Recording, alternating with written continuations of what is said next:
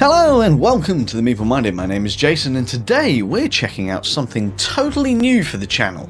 This is a print and play game that is currently on Kickstarter for just £4, $5.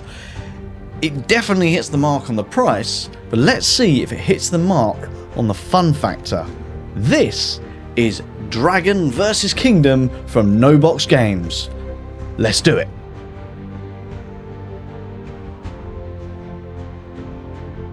Okay guys, so here we are set up for the game, and this is literally how easy the setup is. Everyone is to be given a player board here with a, if you're printing it in colour, they have different colour dragons on. I've got a purple one here, there's a red one here as well. I think I've seen green, as well as there's a black one here as well. So you'll have one of these, and then every player will be given one of these score pads here. Now the score pad will not move, that will stay in front of you, whereas the dragon board will indeed be moving around the table. First thing you're going to want to do is identify this as yours. Now I'm quite anal about this. I've got a purple pen because I have the purple dragon, and I have different colour pens for the different dragons. But in this instance, let's say you don't have that. Let's say you want to name your dragon. We personally have taken to putting it down here. In this instance, I'm just going to put my own name just to keep it simple. So that is now my dragon, my scoreboard. So once everyone has done that, you would pass this one to the player to your left. And then, of course, coming in from your right, you will get another dragon. So in this instance, this one, we'll call this one, I don't know, let's call this one Dave, because it's come from a player named Dave. There we go. So Dave the dragon has been passed to me. Okay, so now that is the game ready to start and ready to go. So what we're going to be doing on my turn, at this point I am not in control of my dragon. I am building a city. I am a chief, so I am going to be able to build things. So I have two things that I can do. Make sure I do it in my colour. I can build a tower, which I would mean putting down a circle, which would score me 2 points. I could place a house down, which is a square. It scores me nothing unless it's within 1 to 3 squares of a tower, at which point it would score me 1 point.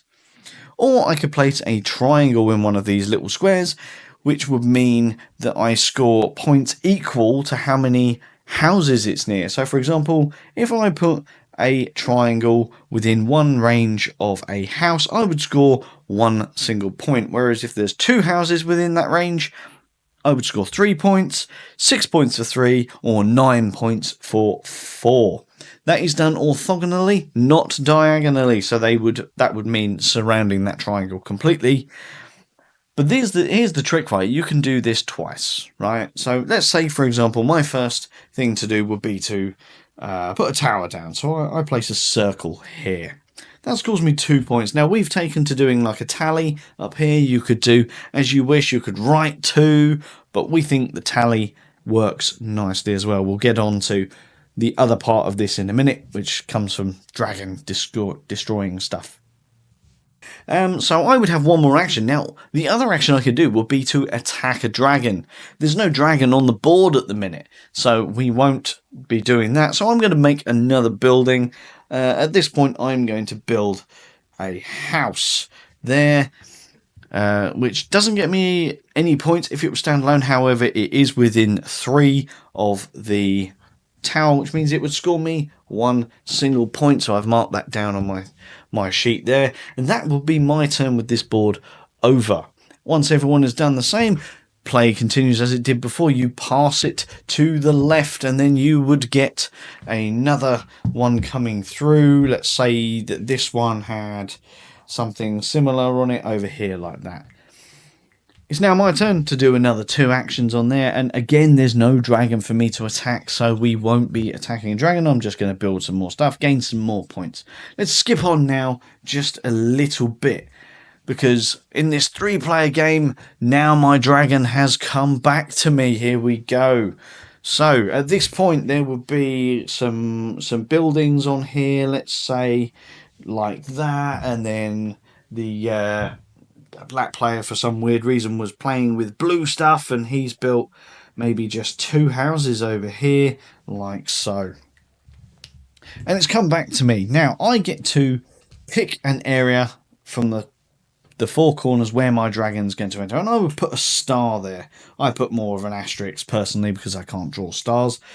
And then I can do 2 things with the dragon. I can move, which allows me to move 1 to 3, and that can be diagonal as well. So let's say we're going to do that. I can fly over lakes on this as well, which is brilliant.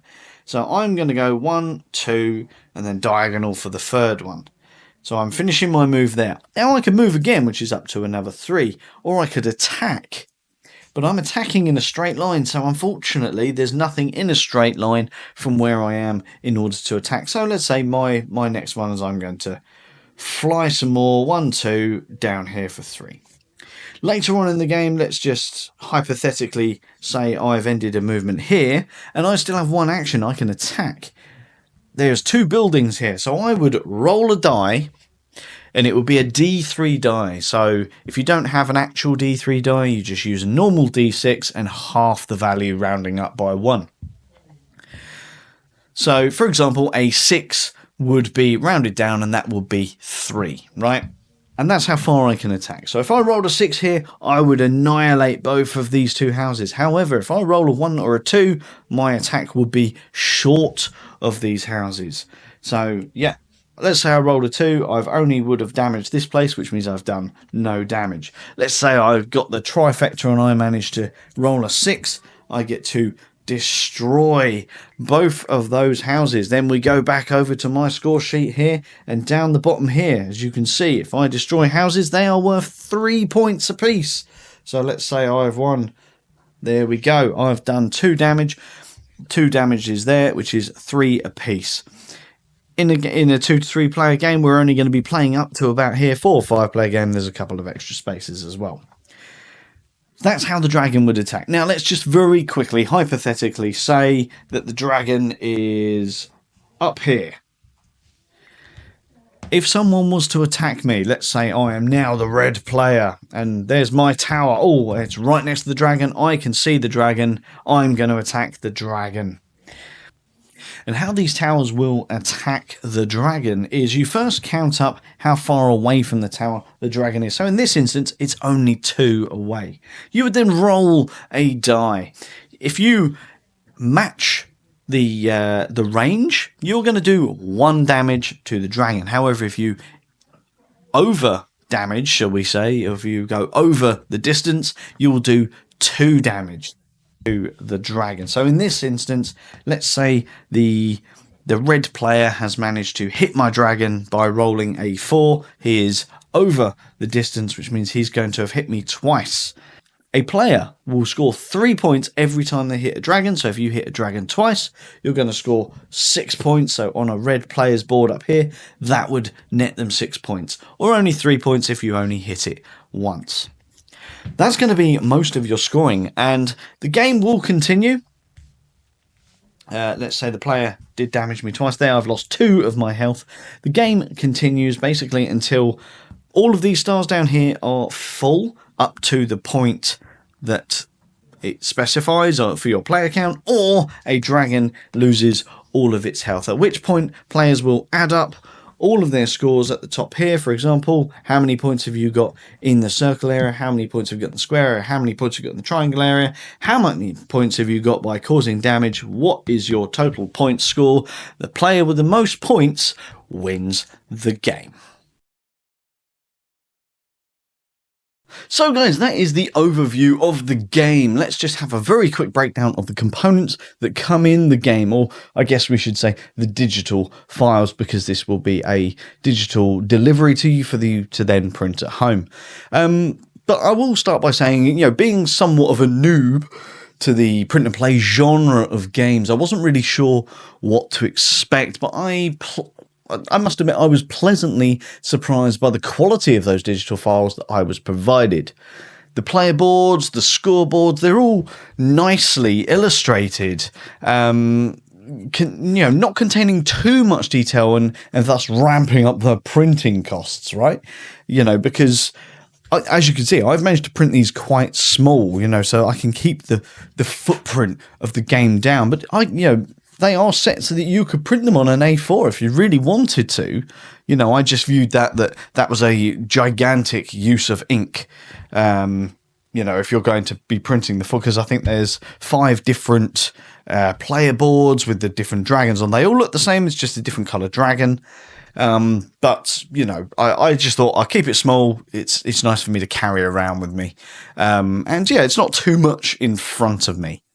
And yeah, I think it's really good. Like I said, the quality of the images on it, they're not too in depth to sort of make the board very busy. And they're functional. That's the key thing. They are functional, which is the most important thing when it comes to a game like this, in my opinion. It tells me where I need to mark, what I'm scoring at what point in the game. Perfect. Can't ask for anything better than that.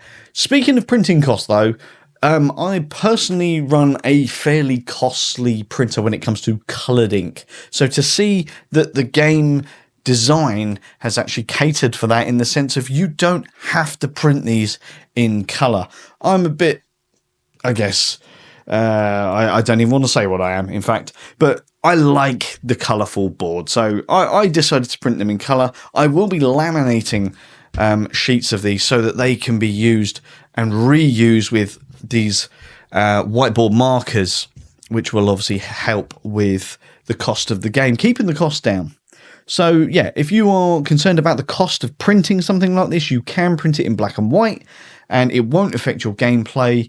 It doesn't really affect the artwork either, so that's a plus from me. With regards to all of the other components required for the game, obviously you will need a die. We're board gamers, right? Almost every board game has a die in it somewhere. Not going to be something you have to buy. I personally went out and bought these coloured whiteboard markers in preparation for the fact that I'm going to laminate my boards. But short of that, I actually have, just out of shot over there, in fact, I have a yearly planner which I use permanent markers for, and I have different colours for different things. I actually had enough to do it anyway. But yes, going over to a laminated thing, I would strongly recommend whiteboard markers, because then they are easy wipe to clear off and do stuff like that. So yeah, it's not a huge financial investment really when you get the game. You've got that base cost of buying the game. I personally went out and spent these. I think I paid like £1 or £2 for a whole pack of these things, and I've got uncounted amounts of dice around my house, so I didn't need to worry about any other costs. So it's a nice, cheap game that's good on component, visually, quality, and the ease of printing as well. So fantastic. It can be easily scaled down to a smaller scale, so fantastic. Okay, so gameplay pros and cons. Amongst all the things that we like about this game, the key positives for us would be the standout game features, such as the unique game mechanism where players will be able to play as both city builders and the destructive dragon in one game. That is a really nice touch. The passing of the boards, allowing different players to add to those boards, is also a nice aspect and means that there is little to no downtime in the game. The game is light enough to avoid any form of analysis paralysis from its players, and short enough to hold the attention of even the most fidgety of gamers. That's always a nice plus for me as well. The game actually has a surprising amount of strategy and take that within it as well, which is yet another tick from us here at the Meeple Minded. We like a little bit of take that, and we do love a little bit of strategy. Are there any negatives to the game? I wouldn't say these are negatives. They're more minor niggles and personal things here. So this is not a con in any way. It's just things that I will make people aware of. I do feel that I personally found it far easier to score better points destroying things as opposed to building things. And I get the feeling that's because of the people I was playing with.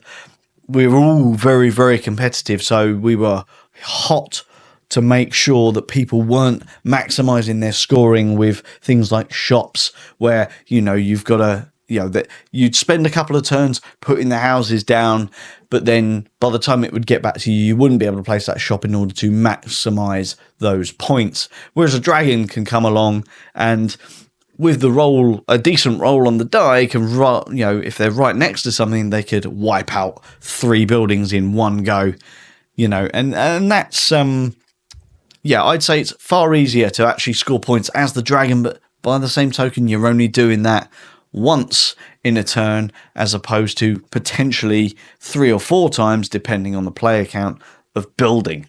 So, minor little con, definitely more points to be scored from the destruction in lower player count games, but more points to be scored in the construction in a higher player count game. So it does add to the replay value of the game quite considerably.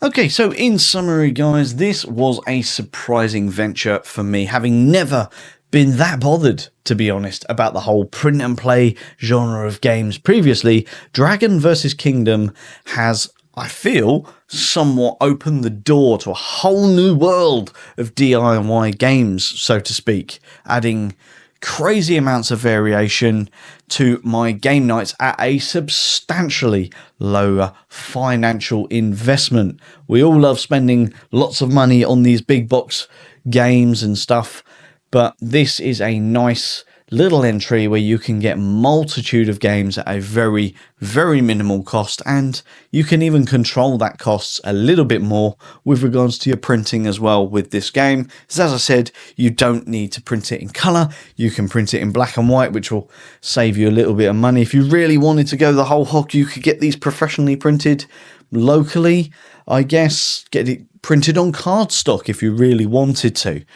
You know, the world is your oyster when it comes to how much you want to spend on this game. But yeah, Dragon vs. Kingdom provided all the players that I played with a decent amount of fun and enjoyment, with just a splattering of take that and strategy as you try to hide those Cheshire Cat grins on your face as you rack up the points through destruction of your fellow gamers' buildings.